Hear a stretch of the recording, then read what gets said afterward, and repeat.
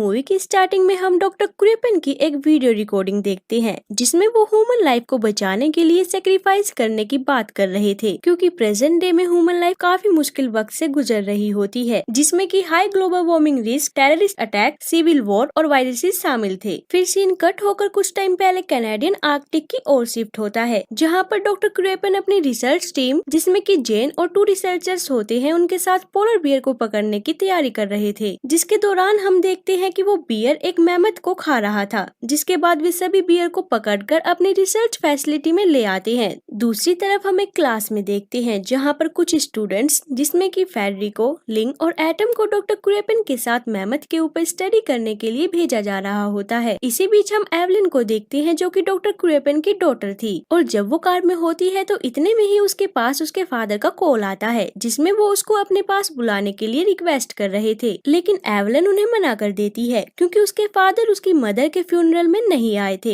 इसलिए वो उन पर काफी गुस्सा थी। मगर जब उसके फादर उसे उसकी मदर की सारी प्रॉपर्टी देने को बोलते हैं तो वो वहाँ जाने के लिए मान जाती है। वहीं अब डॉक्टर क्रेपन के पास उनका एक साथी आता है जो कि उसे बताता है कि वो बियर मर चुका है, जिसे सुनकर डॉक्टर क्रेपन दौड़कर अंदर जाते हैं और इसके पास सीन कट होता है और हम 2 दिन बाद का समय देखते हैं, जहाँ क्रेपन बार्ट को कॉल करके उसे उनकी डॉटर और अदर स्टूडेंट्स को उनके पास लाने से मना कर देते हैं। मगर एवलिन उसकी बात नहीं मानती और अब वो क्रेपन के मना करने के बावजूद भी उन स्टूडेंट्स के साथ रिसर्च फैसिलिटी की ओर निकल जाती है। दूसरी तरफ रिसर्च टीम के लोगों की हेल्थ अब काफी खराब होने लगी थी और यहाँ पर हमें पता चलता है कि ये सब उस मैमथ के कारण ही हो रहा है, क्योंकि उस मैमथ को खाने के बाद ही उस बियर की डेथ हुई थी। इसी बीच एवलिन और अदर स्टूडेंट अब रिसर्च फैसिलिटी में पहुँच चुके थे, जहाँ पर वे सब देखते हैं कि वहाँ पर कोई भी नहीं है, जिसके बाद वो पूरी रिसर्च फैसिलिटी चेक करने लगते हैं। जिसके दौरान एवलिन और एटम एक रूम में पहुंचते हैं जहां पर उन्हें वही पोलर बियर मिलता है जो कि पहले ही मर चुका था, और अब उस रूम में बार्ट भी आ गया था, जो कि बियर के साथ अपनी फोटो खिंचवाने के लिए जैसे ही अपना हाथ उस पर रखता है तो तब उसे ऐसा एहसास होता है जैसे कि किसी चीज ने उसे काटा हो, लेकिन वो इस पर ज्यादा ध्यान नहीं देता। जिसके बाद अब वे सभी वहाँ से चले गए थे। बाद में एवलिन अपने फादर को कॉल लगाती है, जिसे कि जेन रिसीव करती है और एवलिन से पूछती है कि वो यहाँ पर क्यों आई है, मगर एवलिन जेन से बात करने में कोई इंटरेस्टेड नहीं थी, इसलिए जेन फोन क्रेपन को दे देती है, जो कि एवलिन से उसे वही फैसिलिटी में रहने के लिए बोलते हैं। जिसके बाद मूवी में एक ट्विस्ट आता है और हम देखते हैं कि क्रेपन जैसे ही कॉल रखता है